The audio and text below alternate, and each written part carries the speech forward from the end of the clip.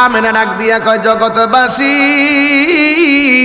ও জগৎবাসী, আমার স্বামীর কপালে আমি যেই মাত্র ওই নূর মুবারকটা দেখলাম আমি আর থাকতে পারি নাই।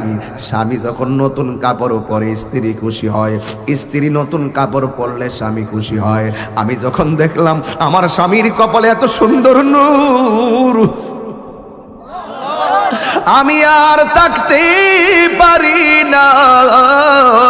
মা আমেনা আমার আব্দুল্লাহর কপাল মুবারকের মধ্যে একটা চুমা দিয়েছে। চুমা দেওয়ার পরে আর নূরটা দেখা যায় না। মা আমেনা বলেন, আমি ওই নূর মুবারকে চুমা দিয়া রাতের বেলা একটু ঘুমায়া গেলাম।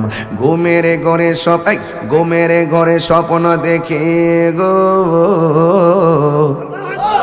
আমি কে যেন আমার এসে ডাক দিয়ে বলে, আমেনা, তুমি তো তোমার স্বামীর কপালে তুমি তো চুমা দিলা না।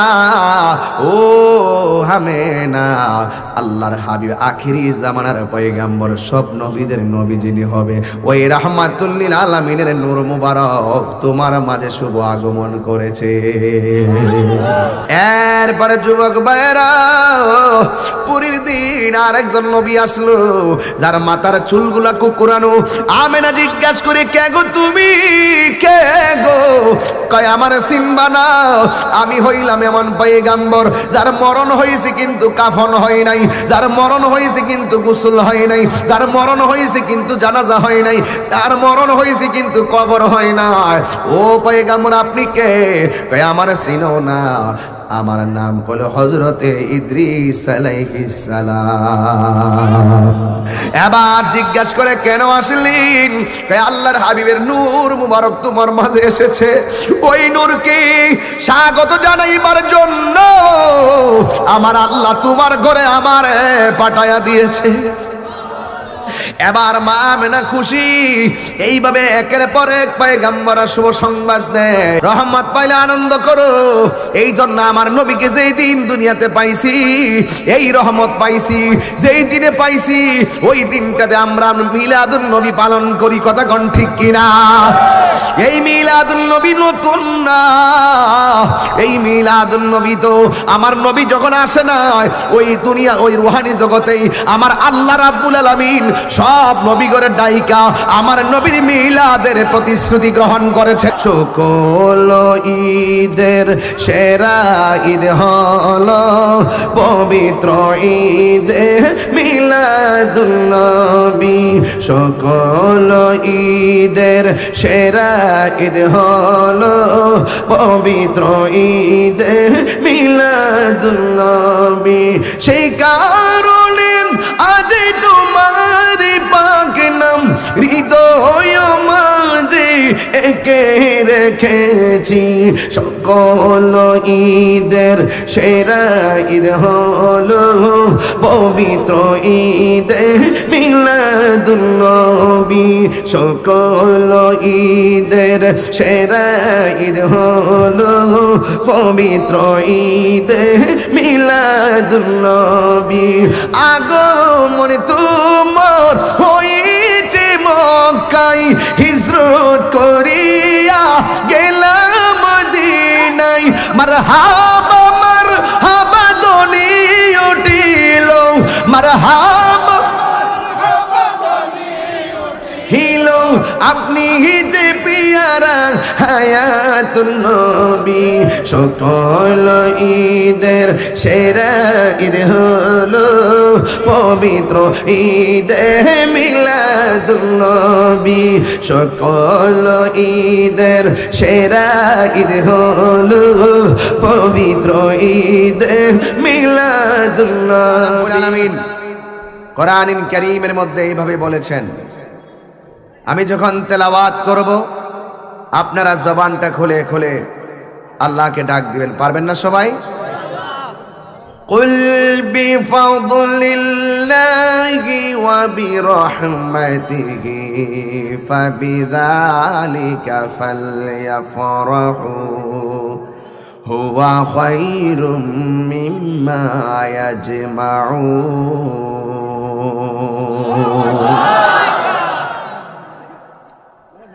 আল্লাহ রাব্বুল আলামিন বলেন, হ্যাঁ বন্ধু, আপনি বলে দিন আমি আল্লাহর পক্ষ থেকে তারা যদি কোনো ফজল পায়, কোনো অনুগ্রহ পায়, তারা যেন আনন্দ করে। ওয়া বিরহমাতিহি, এবং যদি কোনো রহমত পায় তারা যেন আনন্দ করে। ফজল পাইলে আনন্দ করা লাগবে, রহমত পেলে আনন্দ করা লাগবে। অর্থাৎ আল্লাহর দয়া পেলে, আল্লাহর অনুগ্রহ পেলে আনন্দ করা লাগবে, আল্লাহর পক্ষ থেকে রহমত পেলে আনন্দ করা লাগবে। আমার আল্লাহ বলেন এই আনন্দটা কেমন দাম, আনন্দটার ব্যাপারে আল্লাহ এই আয়াতে বলেছেন, হুয়া মিম্মা হুয়া খায়রুম মিম্মা ইয়াজমাউন। এই আনন্দটা, এই পৃথিবীর মধ্যে যত সম্পদ যা কিছু আছে সব কিছুর চাইতে দামি। যদি তোমরা আনন্দটা করো, রাইসুল মুফাসসিরিন আব্দুল্লাহ ইবনে আব্বাস রাদিয়াল্লাহু তাআলা আনহু বলেন, ফজল মানে হলো অনুগ্রহ। এই ফজল মানে হলো দুইটা জিনিস বোঝানো হয়েছে, একটা হলো এলেম, আরেকটা হলো কোরআন। আরেক রাওয়ায়াতে এসেছে একটা হলো ইসলাম, আর একটা হলো কোরআন। এখন আপনারা জবানটা খুলে কন, ইসলাম পাইয়া কি আমরা খুশি না বেজার?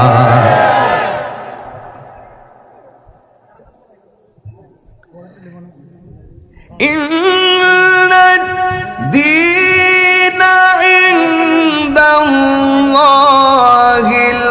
ইসলাম।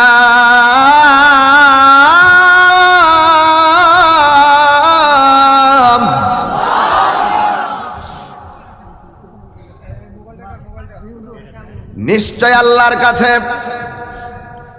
মনোনীত ধর্মের নাম কি?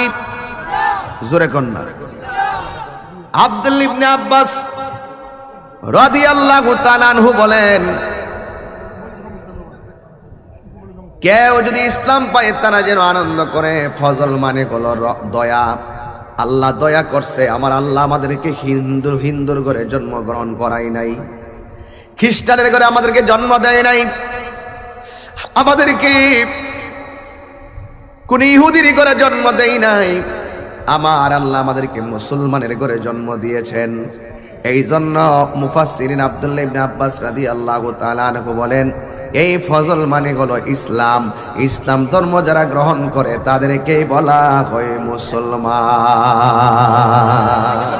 আল্লাহু আকবার বলেন। আমার যুবক ভাইয়েরা, আমার মুরব্বী বাবারা, ইসলাম পেয়েছি, এও আবার কারো কাছে কালিমা পয়রা পাই নাই। জন্মের থেকেই মুসলমানের ঘরের মুসলমান হয়েছি, কারো কাছে কালিমা পড়া লাগে নাই। কারণ আমরা জন্মগ্রহণ করার পরে আমার ডান কানের মধ্যে আমার বাবা আজান দিয়েছে। যেমন আমার ছেলে যখন হয়েছে, আমার ছেলেটার কানের মধ্যে আমি নিজে আজান দিয়েছি। জন্মের পরে আজানের ধ্বনি শোনা যায় গো। ও যুবকের দল, জন্মের পরে আজানের ধ্বনি শুনি, এমন কপাল আমার আল্লাহ আমাদেরকে দিয়েছেন। জন্মের পর আমরা আজানের ধ্বনি শুনলাম, এ মুসলমানের ঘরে মুসলমান হইলাম। যুবকের দল, যদি হিন্দুর ঘরে জন্ম হইতাম তাইলে আমাদের নসিবটা কেমন হইতো? আমরা খ্রিস্টানের ঘরে জন্ম হইলে আমরা কি বা করার ছিল? মুসলমানের ঘরে আল্লাহ জন্ম দেওয়াতে প্রমাণ পাইয়া গেলাম রে আমার মুরব্বী বাবারা। আমরা শুধুমাত্র ভাগ্যবান না, আমার আল্লাহ আমরা রে মায়া কইরা দুনিয়ায় পাঠাইছে। যদি বলেন না ঠিক কিনা বলেন? আমার আল্লাহ মায়া কইরা পাঠাইছে। এ যুবক, এই জন্য আমরা মুসলমান, এই কথাগুলো বুঝতে হবে। এই জন্য এমন একটা ধর্ম পাইলাম। আমার ধর্ম কি শিক্ষা দেয় জানেননি? আমার ধর্ম শিক্ষা দেয় মন্দির ভাঙ্গা মসজিদ বানানো যাবে না। আমার ধর্ম আমার শিক্ষা দেয় মসজিদ ভাঙ্গা মন্দির বানানো যাবে না, আবার মন্দির ভাঙ্গা মসজিদ বানানো যাবে না। আমার ধর্ম আমার শিক্ষা দেয় যার যার ধর্ম পালন করবে, আমরা মুসলমানরা নামাজ পড়ব মসজিদে, হিন্দু যাবে মন্দিরে, বৌদ্ধ যাবে পেগোডায়, খ্রিস্টান যাবে গির্জায়, কেউ কাউকে কোনো বাধা দিবে না। 32টা দাঁতের ভিতরে জিহ্বাটা যেমন নিরাপদ, বাংলাদেশের অন্যান্য ধর্মের মানুষগুলো মুসলমানদের কাছে তার চাইতে আরো বেশি নিরাপদ। একদল মানুষ আছে সাম্প্রদায়িক সম্প্রীতিকে বিনষ্ট করতে চায়, থানায় গিয়ে আমাদের বিরুদ্ধে কথা কয়, তাহিরে এসব উস্কানিমূলক কথা বলে। না না, সুন্নিরা উস্কানি কথা বলে না, সুন্নিরা সাম্প্রদায়িক সম্প্রীতিকে জোরদার করতে কথা বলে। কথা বলেন ঠিক কিনা? এই জন্য দিন শেষে আমরা মুসলমান, কথা বলেন ঠিক কিনা? ওয়ালা তেলাওয়াত করলে কি কষ্ট হবে আপনারা? মাইকের সাউন্ড আমার কানে আনেন। ওয়ালা তামুতুন্না ইল্লা ওয়া আনতুম মুসলিমুন।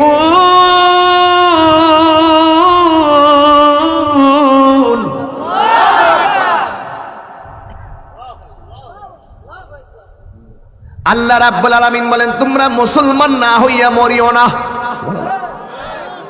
এখন মুসলমান কারে কয়? এই সংজ্ঞাটা আজকে দৌলতপুর থেকে আপনারা নেওয়া লাগবে।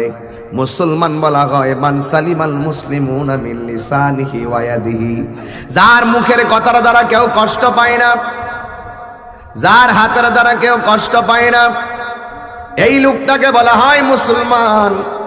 আজকে মানুষ কথার দ্বারা মানুষকে কষ্ট দেয়, হাতের দ্বারা মানুষকে কষ্ট দেয়। আজকেও দেখলাম 7ম শ্রেণীর একটা মেয়ে, তাকে শ্লীলতাহানি করলো, দর্শন করলো, আবার তাকে গলায় চিপ দিয়ে তাকে মেরেও ফেলেছে। এই সমস্ত কাপুরুষগিরি যারা করে এরা কখনো প্রকৃত মুসলমান হতে পারে না। ঠিক না বলে? পরিষ্কার কথা যুবক, তোর হাতের মধ্যে বাবা ট্যাবলেট মানাই না। কথা কন না কেন? কারণ তুমি মনে রাখবা তুমি মুসলমান, মুসলমানের জবানে থাকে কার নাম? আরো জোরে বলো কার নাম? এই জন্য মুসলমানের জবানে থাকবে আল্লাহর নাম। যেই জবান দিয়া আল্লাহর নাম ডাকবে, এই জবান দিয়া কখনো নেশা জাতীয় দ্রব্য ঢুকাইতে পারে না। কথা বলেন ঠিক কিনা?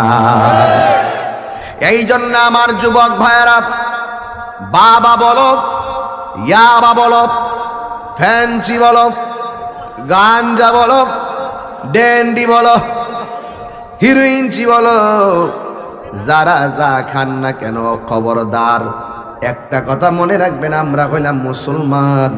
প্রত্যেকটা কর্মের জবাব আল্লাহর কাছে দেওয়া লাগবে। বিশ্বাস আছে না? না।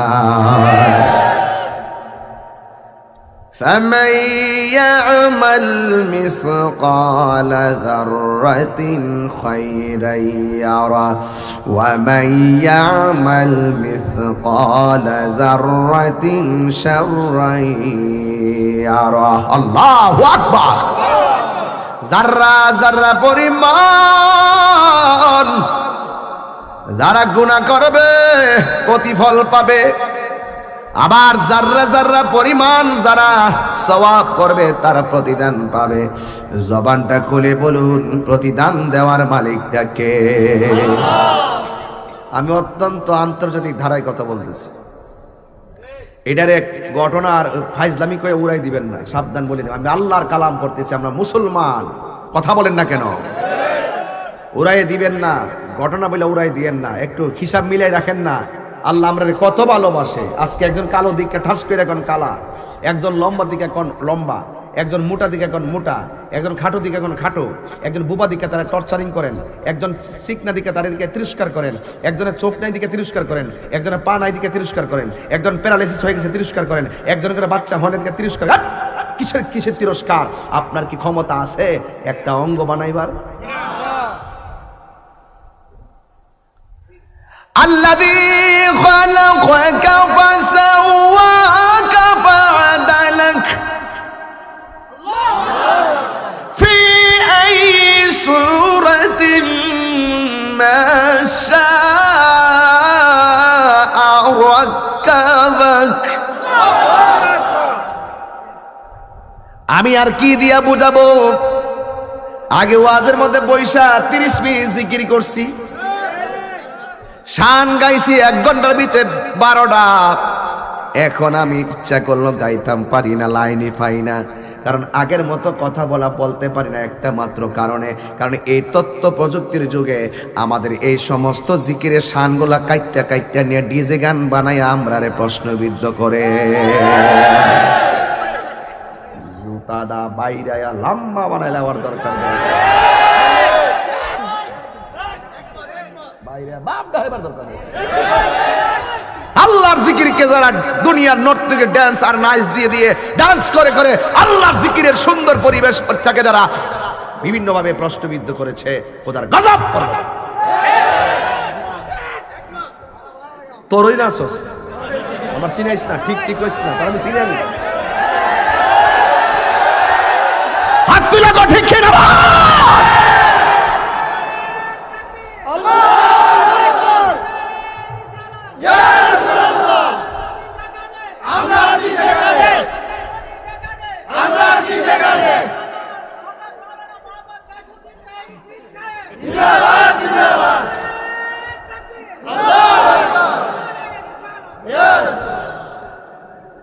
বিয়ার মধ্যে নাচে কাটা, তোর তো নাচস বিয়ার গিয়া গায়ে হলো তো। এবারে বন্যার সময় ওই যে নদীর মধ্যে লঞ্চ লিয়ে কাটা নাচে, ফাওয়া লাভ করিস না। যখন পিকনিকে যাস করতে লাগা সিটি, ও মুর্শিদও লাগাই দিয়েছে, ও মুর্শিদও না। আপনার কি আমার প্রতি রাগ করতেছেন নাকি? আজকে সুদকুর সাইজ করে এলাম, গুসকুর সাইজ করে এলাম, গাঞ্জুটা ঠিক কিনা? আমরা মুসলমান, আমরা শ্রেষ্ঠ, আমাদের কাজও হবে শ্রেষ্ঠ, ঠিক কিনা বলেন? আমরা শ্রেষ্ঠ জাতি, আমরা কখনো নিকৃষ্ট কাজ করতে পারি না।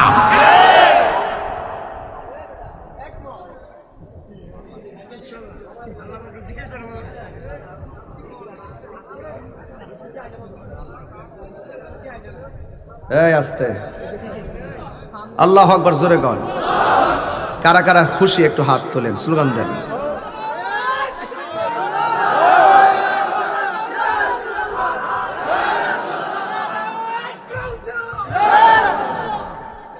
আলহামদুলিল্লাহ গণ। দুরূদ শরীফ পড়বেন না আপনারা? আল্লাহুম্মা সাল্লি।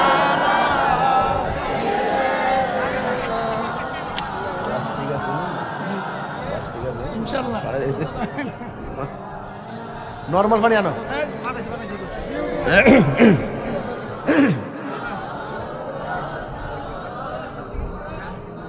জবানটা কইলে কেন আল্লাহু আকবার। আমার যুবক ভাইয়েরা, আমি মাঝে মাঝে একটু গরম কথা বলবো। এখন ওয়াজ করতেছি, মাঝে মাঝে আওয়াজ করব, এরপরে কিছু ওয়াজ করব, কিন্তু জবানটা খুলে বলেন আমরা জাতে কি? সেরা জাতি নাকি নিকৃষ্ট জাতি? তো সেরা জাতির আওয়াজটা কি সেরা হবে না নিসা হবে?